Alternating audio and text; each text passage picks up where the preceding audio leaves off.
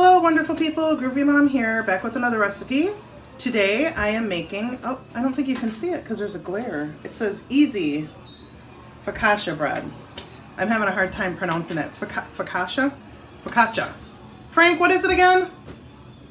Well, he told me it's focaccia bread. Easy focaccia bread. And I just Googled it and I made the first recipe that came up in the Google search. So I'm just kind of trying to challenge myself and have a little fun, making something different. Today is Sunday. Normally we have Sunday dinner, but I think we're going to just eat up some leftovers because Franny's got to go back to school. Say hi, Franny. I don't think you've been on here yet.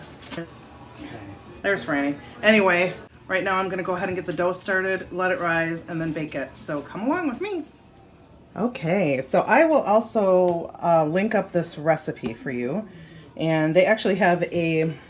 they have their own video on YouTube, so you will be able to watch that video if you're interested in making it. I'm excited. I hope it turns out all right. I'm adding the honey. I'm making a double batch. As you know, I almost always make double batches, or you should have noticed by now. Oh, you know, with a big family, though, it's easier to just make a double batch and freeze one. So I have 2 packets of yeast. It's been a while since I've been making bread, so sometimes I'll buy my yeast in bulk. Like if I make a lot of stuff, but bread is funny on my tummy, so I haven't been making it as much as I used to, or eating it as much as I used to, and different breads have different effects. And we're going to let it sit for 5 minutes, and while we do that, we're going to make the other piece. So I'm going to turn on my pan here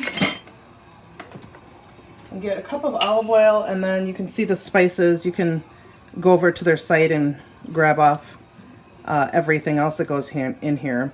But it's 1 cup again for me because I doubled. And then 4 cloves of minced garlic, 2 teaspoons of thyme, 2 teaspoons of rosemary, half a teaspoon of black pepper. That all goes into the pot and gets mixed up and heated. I have 4 cloves of minced garlic. I am just using this. These are like a lifesaver. I'm not going to measure. I'm just going to eyeball about what I think 4 cloves would be. That'll get it going real quick. Ooh-wee. Okay. I'm going to add a tiny bit more of that. Alright, that is aromatic. I'm going to let it go just a couple more seconds here. I'm going to take out half a cup of this oil. This is interesting. I like making new recipes. Sometimes they scare me, but I like this. So I got half a cup of oil. I'm putting it in this new bowl here. Okay, so now I need 2 cups of flour to add to this oil. And I'm going to kind of guesstimate.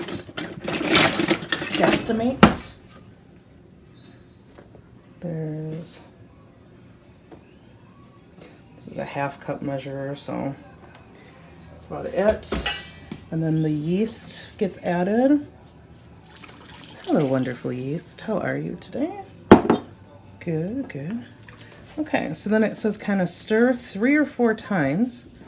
I'm going to stir a little bit more than that, but I don't know. I watched the video, sort of. I skimmed it. Got a lot of action going around the house today, so let's just hope for the best here. I'm going to stir till it's wet here, and then it says to let sit for 5 more minutes. So we will let that activate, I guess, sit for 5 minutes. While that is getting happy with itself, I want to show you this porkhock that Frank got from the porkhock dinner. And it comes, this must be some sort of gravy. It comes with sauerkraut, potatoes, and corn. So one of our local churches does this every year, and it's been a tradition that that they go there. So that has sat for 5 minutes. And now it says to stir in the remaining flour and salt. So that's what I'm going to do.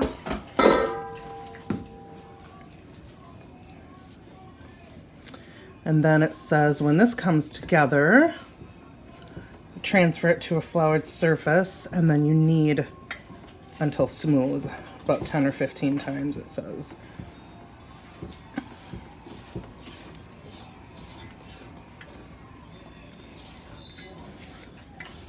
During that quick break, I did try that pork hock, and it was mighty good.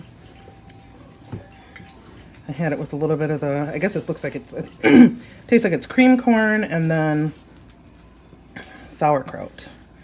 All right, so that looks like it's pretty well come together. So I'm just gonna use my cutting board here to turn it out on. A little flour on that bad boy. So that's enough. Remove the rings. You don't want dough in your rings. Ask me how I know this. And I'm gonna turn it out. Turn it out. Yeah. Turn it out. Yeah.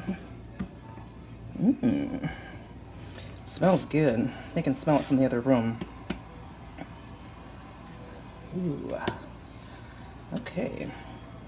It's a little gluey. Might need a little bit more flour in there.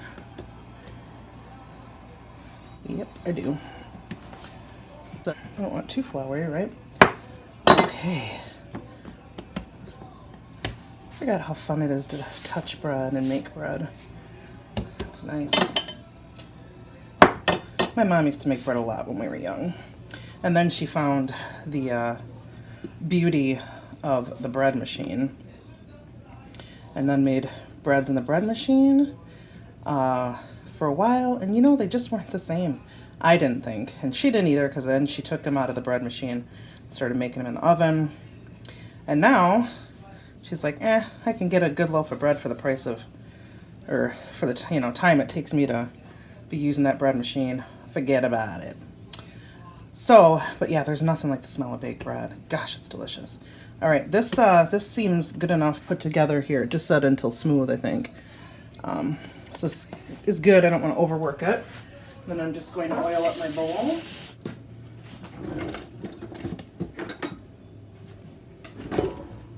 So I got my olive oil in the bowl.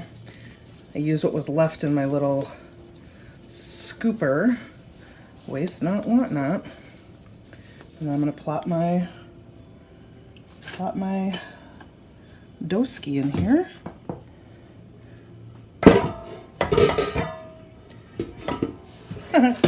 There we go. Even if you got a small kitchen, you can cook. There we go. Feels good.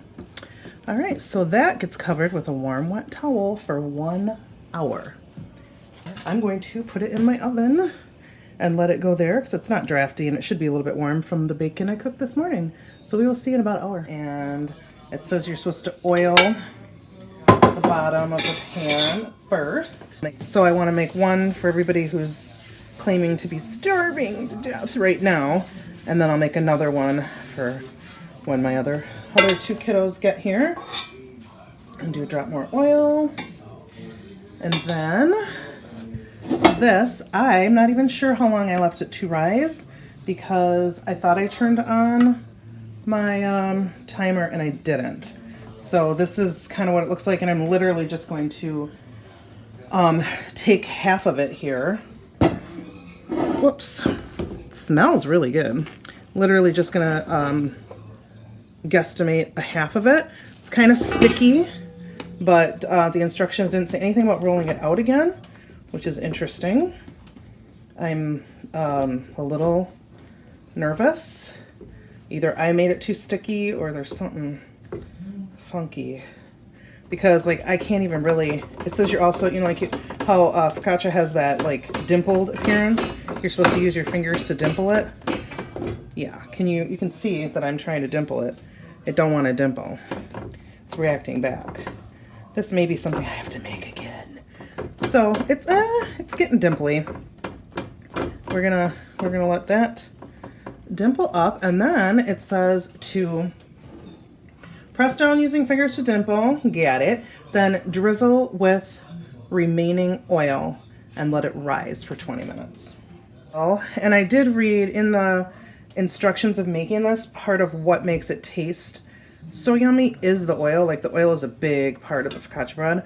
So you want to use a good oil, a good fruity, delicious oil. And I'm also going to add, this looks good. I'm also going to add some toppings to it. So I'm just going to lay my anchovies. We are a family that likes anchovies. I think last time I made pizza, I put anchovies on it, didn't I? Here is bread number 1 out of the oven. And I had to kick it up to about 25 minutes to get it to be done. But it is done. The bottom's done. The top's done. I'm going to let it cool down a little bit, and I'm going to throw the second one in. I am just going to put the rest of my olives from Dollar Tree. I'm going to kind of break them up a little bit. So I got that on there. Oh, and that perfectly used up the rest of my cheese. We're on a roll here. We're on a roll. Oh, I gotta move that cheese around a little bit.